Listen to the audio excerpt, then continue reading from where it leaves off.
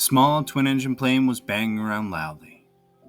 The view from the window of the Himalayas was incredible.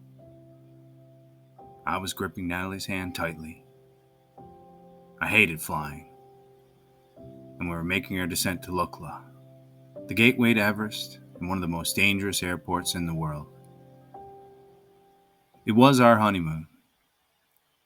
Married about a year prior, the trip to see the tallest mountain was Natalie's idea.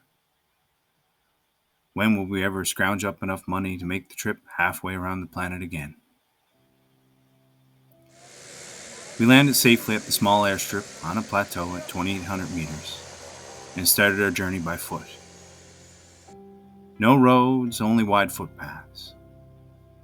The area was all peaks and valleys, and lush, filled with rhododendrons, pine trees, and bamboo, while every flat strip of land was being farmed.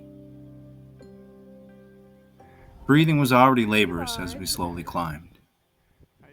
We stayed at small tea houses along the way, with separate beds and squat toilets. I'd wake at night gasping for air.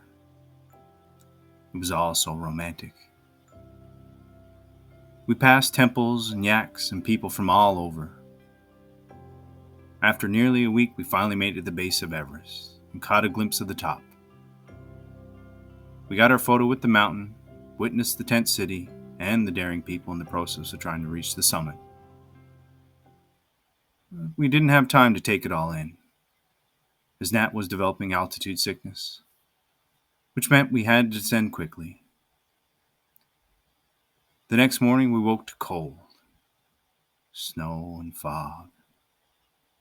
It all felt so anticlimactic, like a hangover.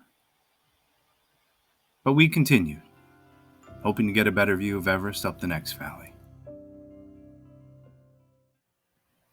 The earthquake hit at 11:56 a.m. We had heard it first, like a jet engine, roaring up the valley.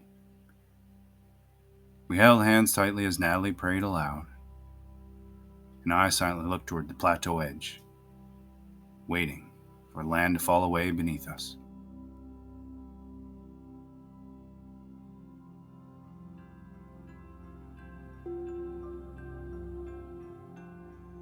Natalie was screaming and breathing hard.